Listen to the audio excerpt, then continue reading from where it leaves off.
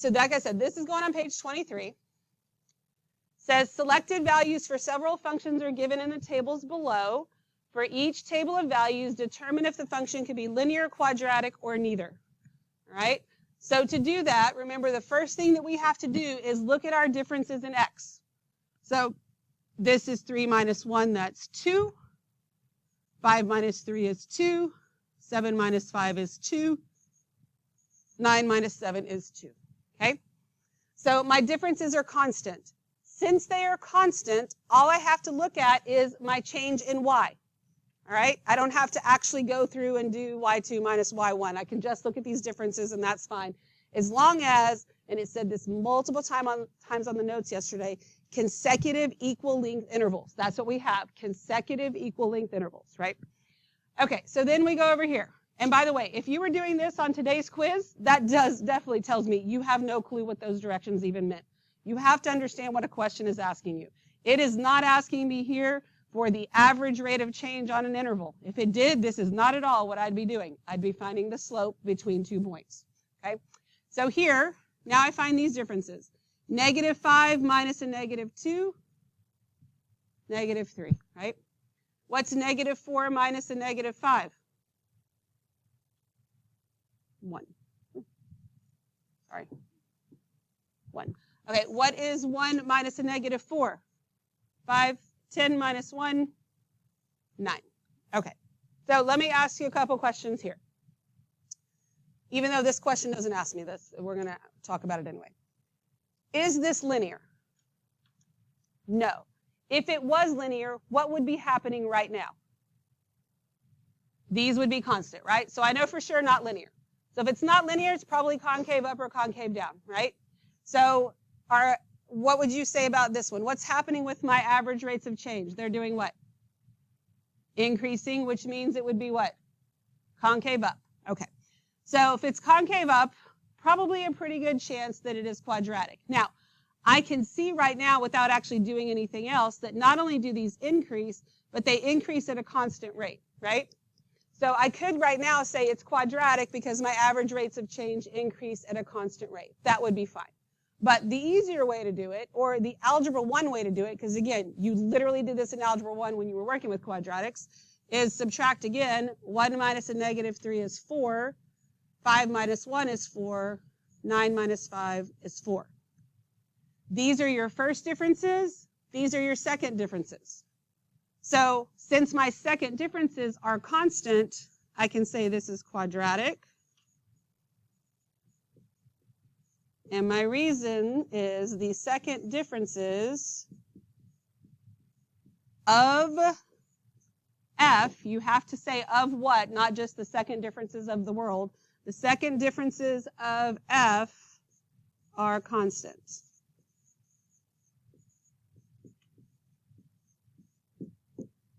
Okay?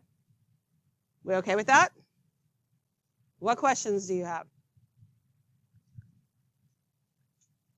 All right, so let's look at number 2. So I look at my 2 minus 1 is 1, 4 minus 2 is 2, 8 minus 4 is 4, 16 minus 8 is 8. All right, so since those are not constant like my 2's were over there, now I have to actually find the slope between each sets of points. Now, because I've already done that part, what I don't have to do is I don't have to show all my work for y2 minus y1 over x2 minus x1, because really that's just the difference in y over the difference in x, right? Aren't these my differences in x? That makes sense? That's what I did. They're the differences in my x's. And what we do right here, that's our differences in y. So you can kind of do the same thing, but you're just not having to write out all the work. So my differences in y, 3 minus 1 is 2. I put that over my difference in x for that one, which is 1, which gives me 2. Okay? Then here, to find the slope between these 2 points, the difference in y would be 2 over the difference in x, which is 2, which gives me 1. Then this gives me 2 over that 4, which is 1/2. And then 2 over 8, which is 1/4. So even though I have 2 rows of numbers there, that's not my first and second difference. You see that? You see how that's not the same as the first one? This is my average rates. These represent my average rates of change here in a way. And then this is but my first difference, second difference. So these are my average rates of change right here. So I can tell. So is it linear? What do you think? No, because they're not the same, right? If it was linear, all these right here would be the same, and they're not. Now, we could do our second difference, but are these increasing at a constant rate, or are they changing at a constant rate? No, because clearly this one changes by 1 and this one doesn't, so you don't even have to know what it specifically is, right? But they are not changing at a constant rate. If they are not changing at a constant rate, can it be quadratic? No. So yes, I could find my second difference and say my second differences aren't constant, but I don't even need to do that because now, I mean, you could, but I'd have to subtract fractions and I'd rather not. I can tell here, so here I could have said, and not done this row, I could have used this row and said quadratic because the average rates of change are changing at a constant rate. That'd be another way to answer it. But again, we could just do that. Here, I don't want to subtract it because I can already tell you it's neither. So I can say neither, but then my reason is different. And yes, you have to write a reason for everything. Okay, we're going to do a lot of writing. You have to write out your thoughts. You have to write out your reasons. It's not just you get to guess if it's between the 3 and you have a 1/3 chance of getting it right. Neither, and the reason is the average rates of change of what? G are not, and I don't want to say increasing or I mean, are they increasing or decreasing? Decreasing. So you could say that they're not decreasing at a constant rate, or you could say that they're not changing at a constant rate. Either way would be fine. So we'll just say changing at a constant rate. So you have to be able to tell me why on absolutely everything. So in the past, your teachers may have asked you a lot, like why or how do you know, but that's not necessarily something you had to write down. You just verbalized it, but we got to write it down, okay? What questions do you have? All right, so then I want y'all to do number 3. You can talk amongst yourselves at your table. That's why you're sitting at tables. I encourage that. So I'll give you a minute or so to do that. Okay, let's see if y'all agree with what we get together. So 3 minus 1 is 2, then 1, then 5, then 1. So correct me if I do a wrong number somewhere, because I don't know if I've said this before. Chances of me teaching you the actual concepts wrong, slim to none. Chances of me writing a wrong number down, sometimes pretty good. And not because I don't know, just because sometimes I'll say one thing and write another, and I don't know, maybe it's because I get too hot in here. I can blame it on the heat for now. All right, so since these are not constant, I have to actually find the slope, right? Which is going to take me one more step, but it's not a big deal.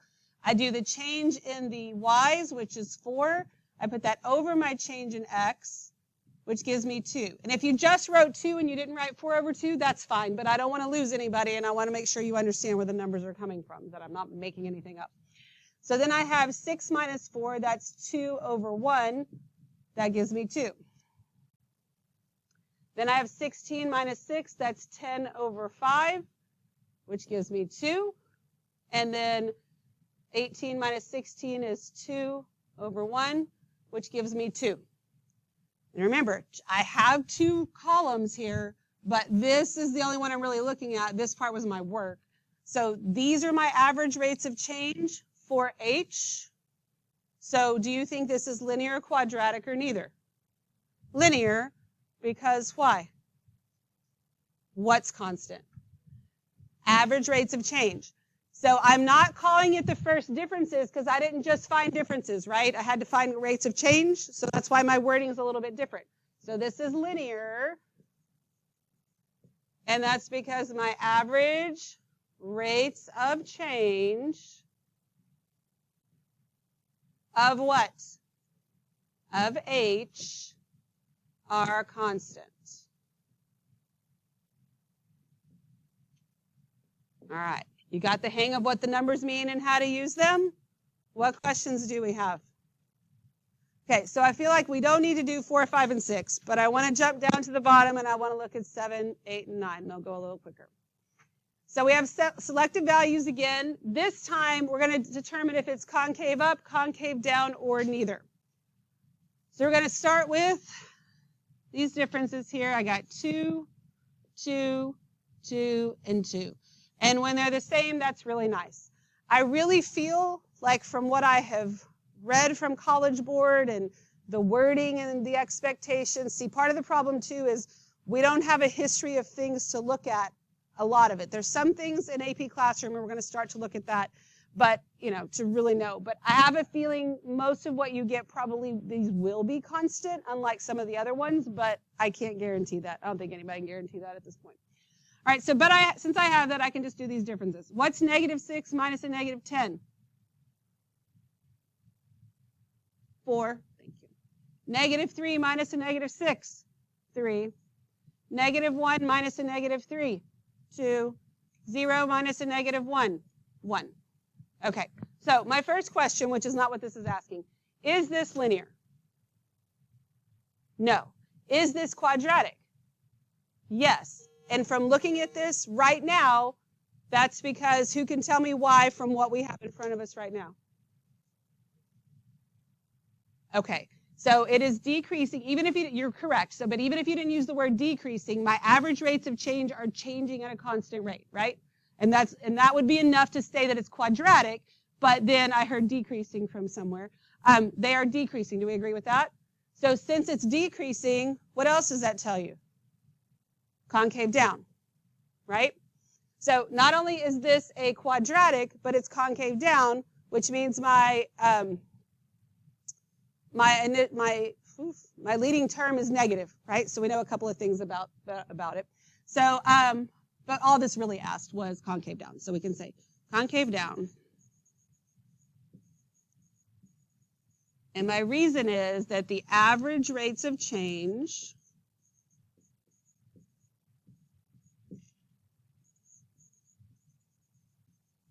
of what? Q are decreasing. And decreasing, DEC, that's almost the only thing you can abbreviate there, but it's something. We good? All right.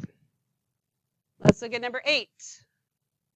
So my differences here, 1, 1, 1, and 1. And it's always a good day when those are the same, right? So then over here, 5 minus 8 is what? -3. 2 minus 5, -3. -1 minus 2, -3. -4 minus a -1, -3. Is this linear, quadratic, or neither? Linear, because, and you could say two different things, because your average rates of change are constant, or because your first differences are constant. And either one would be acceptable here. Not what the question's asking, but since it's linear, is it concave up, concave down, or neither? Neither, exactly. So this is neither. And my reason is that my average rates of change of S are constant.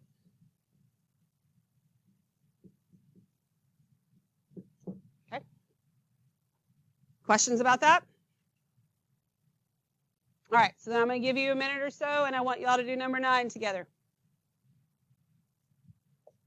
Okay, so I've heard some good things. I know I'm kind of cutting off your discussion just because I want to have some time to discuss this. So I'm sorry I didn't give you longer to discuss it. But I want you to understand that sometimes the answer that makes me the happiest from you is I don't know. Because the I don't know part of that, there's two different reasons you could be I don't know. You're absolutely clueless. Or you know enough to know you don't know how to answer this question. You with me on that?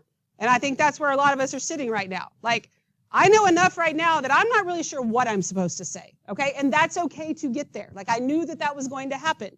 That's better than being confident that it's one or the other, because that wouldn't make any sense either. You with me? So sometimes you'll get there. The struggle's good. The questioning is good about things. So let's look at this together. This is 3, 3, 3, 3. So that's good at least, right? So then we get -1 minus a -3. That's 2. What is this? 4, 8, and 6. Okay? So I heard a couple of things.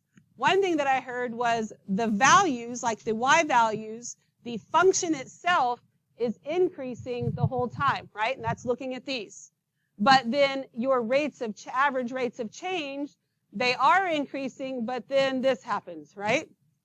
And so right now, what we're looking at is overall for what we have, is it concave up or is it concave down, right? So they're increasing, but then it decreases, right? First one we've seen like that. So can we say overall that it's concave up? And we can't say overall that it's concave down, right? It's one where it would, do something like this, which is fine too, right? But right now we're kind of talking linear and quadratic, so we can't say overall that it is one or the other. Okay, so if that's kind of where you were stuck, like, okay, I know that much, but what the heck do I write? Then we can write something like this. We're going to write neither. And our reason would be the average rates of change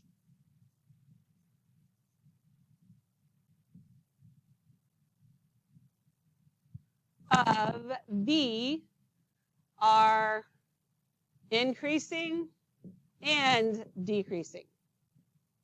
So I can't say one thing overall. And we know that it's possible for a graph to be more than one thing, right? I mean, we've looked at that. But when we're talking just overall, we're not sure what's happening overall. Okay, well, we are sure, but we can't state overall it's one or the other. Yes, ma'am.